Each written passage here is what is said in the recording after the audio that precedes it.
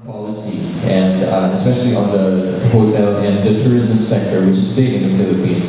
So my study is about the preparation for and management of disaster risk and the impacts of the hotel and accommodation sector in a small surfing town called Baler in the Philippines. So just a brief outline, I'm just going to talk about this, the background, geographic context, tourism in the Philippines, brief about, or speedy talk about climate change in the Philippines, research needs, findings, the analysis and policy implications, and the conclusions and recommendations. So, first of all, just the background of the study and what the study is really generally all about. It is, of course, in this study, of course, the Philippines is known as the number 3 or the third most disaster-prone country in the world. So we have it. You name it, from volcanoes to floods to earth subsidence. We have that. In the Philippines, tourism is a major driver for the economy. So the Philippine president has mentioned before that tourism is going to be one of the biggest pillars of growth in the country. And in this study, we are looking at climate change here in the tourism industry's perspective. Okay? And as well, of course, disaster risk reduction and management. So you will see that a lot later on. It's called DRRM. That is the technical term that we use in the Philippines regarding managing disasters and, of course, mitigating disasters and managing risks as well. And the study here is about how we are putting DRRM and integrating that to the tourism industry. Since, as I mentioned, the tourism industry is one of the largest or the most promising industry in the Philippines. Now the question here is, how are we going to integrate disaster, especially in the face of climate change? Now, here, another very important question is that if you put DRRM as an ingredient in planning businesses, in planning tourism, is DRRM a cost? Okay, so is it going to affect the pricing of entering or checking in a hotel or something like that? So it's talking about the influence of pricing, and also the study is about the perceptions of the accommodation sector regarding the integration of the disaster risk and disaster risk reduction management. And of course, here the topic is about Baler, which is again a surfing town in the northeast of Manila. And I'm looking specifically at the accommodation sector, or the hotels and resorts, and also the role of the government. Of course, and I'm pretty sure that in any other country in the world, and practically almost all the country in the world, the role of the government is to protect the people. To protect the people, of course, not just the people, but also the tourists coming in. Okay, so their welfare as well. So I'm just going to talk briefly about the geography or the geographic context, the location of where the study is all about. Let's move at the bigger picture down to the smaller picture first. So looking first at the Philippines, I guess this is debatable. I kind of put here as the second longest coastline in the world after Canada. I guess it's Indonesia and the Philippines, somewhere there. But anyway, it is one of the top economic performers in the Southeast Asia. In Southeast Asia at this point, the growth rate is 7.8% in the first quarter 2013. Okay, and tourism is also the number 5 most important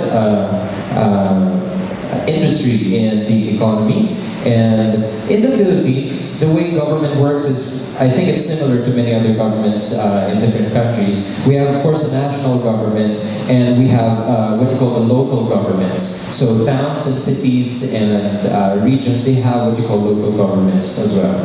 And in the Philippines, all hazards are present. So as I mentioned, we have volcanoes, we have tsunami, hazards of tsunamis, we have tectonic movements, you name it, we have that. Okay? The only thing that we do not have as a hazard is a hazard of a nuclear meltdown, because we don't have any nuclear power plants in the Philippines. So I guess we're safe from, from that. Of course, I'm sure you know where the Philippines is. It's over there. As you can see, just north of Malaysia, or northeast of Malaysia and north of Indonesia as well. And now we're looking at Baler in the province of Aurora. It's about 230 kilometers or a 6-hour drive northeast of Manila. So you'll pass by mountains in the Sierra Madres before you reach that place. It's a coastal town facing the Pacific Ocean. So I'm sure you know that these are the factors or ingredients of vulnerability for disasters, of course brought about by climate change as well. It has a 36,010 population since 2010. It's a relatively it's a poor, not really poor, but it's less advantaged compared to other cities and other towns. It's what you call a 4th-class municipality. Of course, as you go higher, this 2nd-class, 3rd-class, and 1st-class municipalities are of course the highest ones. So it's just a 4th-class municipality, and they're dependent on agriculture and tourism. It is also a very flat area. So of course now these are just the ingredients of hazardous area, and it also has a lot of inland rivers. And just to show you where our Baler is, it's as you can see over there, it's northeast of Manila. And so now we're going to talk a little bit about tourism in the Philippines. So tourism contributes to about 5.76% to the gross domestic product of the Philippines, and there is a constant increase. The Secretary of Tourism in the Philippines is very aggressive with how to get more people to come in and visit the Philippines. And honestly, it's a really nice place. I really highly recommend going to the Philippines to visit also. It is although it's a really nice place, we're not the top. The top one in Southeast Asia is Malaysia. After that would be Thailand, but we're still 6th in visitor arrivals in the ASEAN. And as I mentioned, we have a very current aggressive promotions campaign. It's actually called "It's More Fun in the Philippines," and so it's a pretty successful one, I would believe, and it's identified as the key drivers of economic growth, as I mentioned. Now let's look a little bit closely about what the table is here of the visitor statistics about Aurora. As you can see, going up 2005 to 2012, that's just 7 years, and it's a factor of close to over 120,000. So it's quite a lot of people coming in. So it's a small town, it's 4th-class community, and it's growing quite fast. And now you can imagine just 7 years, you already have over 100,000 people coming in. Okay, so Baler is a surfing town. It has an average waves of 3 meters. So obviously, it's not like Hawaii or in certain parts of Australia. And the hotels are flourishing. Of course, 35 is actually not a lot, but it is actually quite bigger compared to the past. Just the 5 years, there were only about 10, and then suddenly 35 hotels started coming up. A movie called Baler came out as well that really got more people interested in going to visit Baler. And there are several events, such as the annual Baler surfing competition and the Beginners Surf Cup. Okay, so when we visited Baler, there were about 3 major hotels, really big hotels that are under construction. So as you can see, it's totally flourishing, the hotel accommodation sector. So just a few pictures of just the waves, what you can see there in Baler. It's one of the very few surfing areas in the Philippines, as you can see over there. So that's how high the waves can actually go there in the place. So now we're going to look a little bit more, or briefly, about climate change in the Philippines and how it's actually affecting the weather and the tourism industry. So of course, the weather's gone haywire. People in Metro Manila know that. People who live in the provinces know that. Even the indigenous peoples have been living their cultures for centuries. They've been noticing several differences in the weather and the climate as well. Of course, the storms are getting stronger. This is with the experience of Typhoon Kitsana, or locally known as Ondoy. Ask any Filipino about Ondoy, they will know. It's one of the worst things we've ever seen. And of course, in the Philippines, traditionally, it has always been the pathway of typhoons and tropical cyclones. And most of those cyclones are now actually moving southwards, which never used to be before. And almost all coastlines are in danger of storm surge as a result. And here also, a lot of urban planners I'm actually an urban planner as well. And the poor urban planning has exacerbated the problems of flooding. The narrow streets, traffic, it's contributing to the problems as well. And there is a lack of awareness. Not a lot of people know what climate change is all about. They know it's changing weather, but they don't know what the impacts are all about.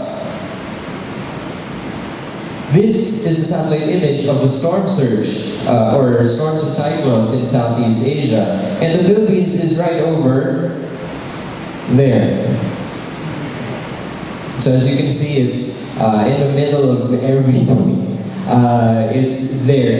It is the first country that will be hit harder. Of course, there's Saipan and others, but of course, the bigger country that's being hit all the time, that's every year. That's all the time. That's normal for us here. Most Filipinos are used to it, but storms are getting much crazier. Now check this out. $50 billion US dollars needed to cope with climate change. Ladies and gentlemen, I tried computing that in rupiah. There's just too many digits to put. It's just too many zeros. That's about 1.5, that's 50 US dollars. So, and you can see over there, a monument has been set up after the flooding of all the bikes, and they made it into a tree. So, and in memory of the floods as well. So, in the Philippines, when we talk about climate change, of course, we have been reactive of it, and we've set up a particular law so that we can be prepared for climate change. And that law is what we call the DRRM law, so Disaster Risk Reduction Management Law. It is just this one, Republic Act. It basically 5% of the local government's calamity fund. So the mayors or town mayors can actually now use 5% of their budget so that they can, of course, use it for climate change preparation. And 70% of that 5% is actually, or it can be used before any disasters, and the remaining 30% can be used during disasters. And then, of course, there are mandates that every local government unit, or LGU, or any town or city, to have a disaster management plan. There has also been a reaction to climate change, and there is now a law that provides budgeting and allocation of funds and planning for in the face of Climate Change Act. So you can see here, climate change is not really something small in the Philippines. We have now put it into law. And the problem is, there is no direct correlation of that law dealing with the tourism industry directly. Of course, when we're talking about climate change law, we're talking about DRR law. Most important fundamental of that law is to protect people. But the thing is, to protect tourists and the assets of the tourism industry is not there. So now, looking at the hazards of Baler, again, it's the path of typhoons and tropical cyclones. It is prone to geohazards. So these geohazards are storm surges, landslides, flooding is very big in a big problem in Baler, and it is also the receiving end from the mountains and coast. So in Baler, you have Baler here, and you have a mountain here, and you have a coastline here. So the mountain, whenever it rains, water comes down. Whenever you have tsunamis, we're going to cover Baler as well. So you can see it's both sides. Tsunami prone, a major tsunami in 1735. And that time, there was Baler was mapped off or disappeared from the map. This is the map of the active faults and trenches in the Philippines, and that's where Baler is, and it's in the middle, or it's very near coastline. So you have a fault in the land side part, which is red, and then you have the purple side, which is in the water. So there is a hazard for earthquakes in the land, and a hazard for tsunamis in the water as well. Okay, so now we're just going to look at how we did the research. I guess I'm not going to go into the framework anymore. Here are the questions that we asked when we did surveys for our research. So the question asks, how hotel operators integrate the RRM programs in their business operations. And another question is, are these programs their own initiatives or from the government? So of course, hotel owners are starting to become more aware that if they do not have a DRRM or a disaster plan for their hotel, then of course it might actually detract or might turn off tourists to come to their hotel and check in. And so the question here, the third question, here's the most important one in the study. If you put DRRM in business planning, it may not even work just on the film industry, but any industry in planning. If you put DRRM, is it going to be a price? Is it going to be a price tag, or is it going to be a cost for that? And if so, what would they, or what would be the result in the increase of pricing? Is it going to increase the price of how much the check-in rates are, or is there going to be no difference? So when we did the study, the results showed that only a few people knew what the RRM was all about, of all the hotels that we interviewed. And most hotels do not have any disaster preparedness plan. So in the event of any earthquake or, for example, a big storm, people don't have a clue what they're going to do. All they do is just go up to the mountains. Traditionally, that's what has always been their reaction during bad weather. And at least 4.75 out of 5 is a perception that DRRM is very important. Okay, so here's something interesting. Most of them do not know what the RRM is, but during the survey, after we explained, they said, or most of them have said that yes, it is important, and yes, it's definitely a need, even if most of them do not have the RRM programs. And the results also showed that half has said that the government has attempted to make them aware of what the RRM is. Now, of course, half is not 100%, so for us, we consider that as poor. It is very, very important that everyone needs to know what it is all about. Now, as I mentioned, one of the most important questions is, does DRRM constitute as a cost? So here are actually the surprising results. We would assume, or we would hypothesize that if DRRM is a cost, then maybe, or highly likely, there would be a change in how much to check in is, or the price of coming into the hotel would be, or any of services, or if you're going to charge or something, it might actually be higher. So that is the hypothesis, okay? But surprisingly, it is, and the results were actually very interesting. So the results here, DRRM is a cost, so 52% have said that yes, the RRM was a cost, so they would say that yes, it will be. Surprisingly, now point number 2, surprisingly, those that said that the RRM was a cost said that they would not change the price of the services they offer. Okay, so you can now see the logic here. Okay, it is going to be expensive for them, but they're not going to change any pricing. But look at the third point. Even at the cost, most mentioned that they would just better their operations and services. Okay? And doing this would rather improve revenue generation and would cover monetary impacts of emergency preparedness. So instead of putting the price up for people checking in, they said that they're just going to improve it so that people would actually come more. But even though 50% of them, or 52%, it said that they were opposed. So now let's look here at the analysis and policy implications and where this study is actually going to head. Okay, so there is a lack of awareness of the RRM plans, so definitely that has to change. Now, no DRRM becomes a liability for them and for tourists, okay? So without having the RRM, it can become a liability for hotel owners, okay? Because of course, if you do not have an emergency preparedness plans, when the weather goes haywire and storms come in and people have no clue how to evacuate tourists as well, then of course the hotel will be liable for that. Now, of course, they mentioned that protecting tourists is expensive. I don't want to protect tourists. just do it. It's too expensive for me. That's how they say it, and it's a financial burden for them. Many forget the positive image of safe lodging facility. Many of the hotel owners forget that if you protect it, if you make it safe, then people will check there more. It will be more attractive for you to actually go there and stay there because it's safe. Okay, and then their altering pricing is actually a sensitive issue for most of them. So this is actually the result of the study as well. Price positioning plays a big factor in the sellability and attractiveness to check in. And that there's also a perception that higher pricing would create an image that the tourist destination of Baler is an expensive place to go.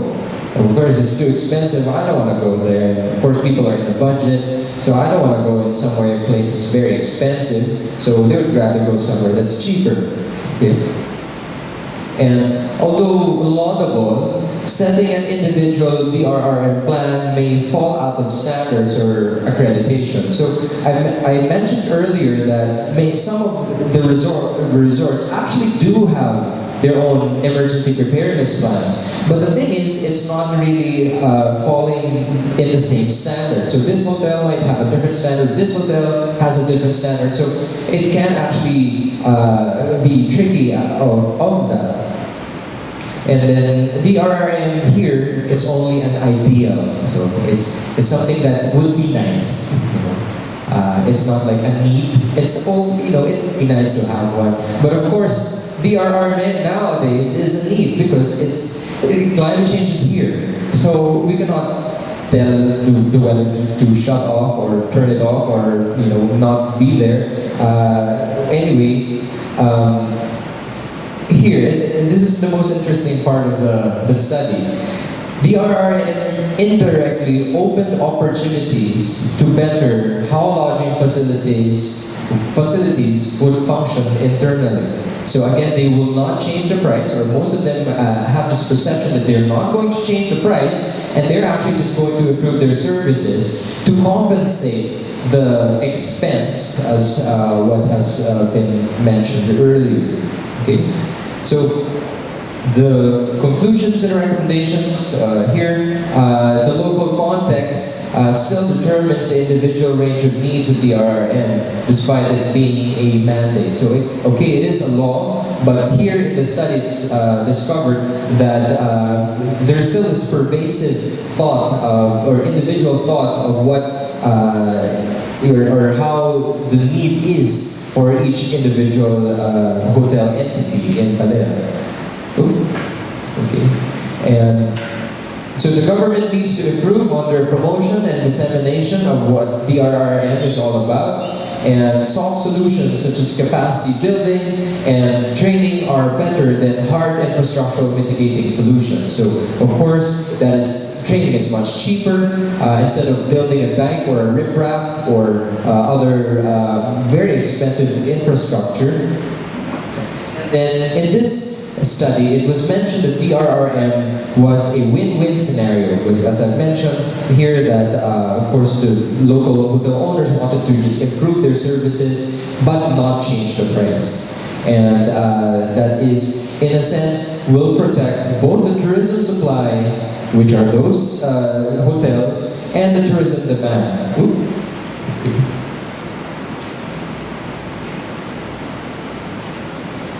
Sorry, technical difficulties over here.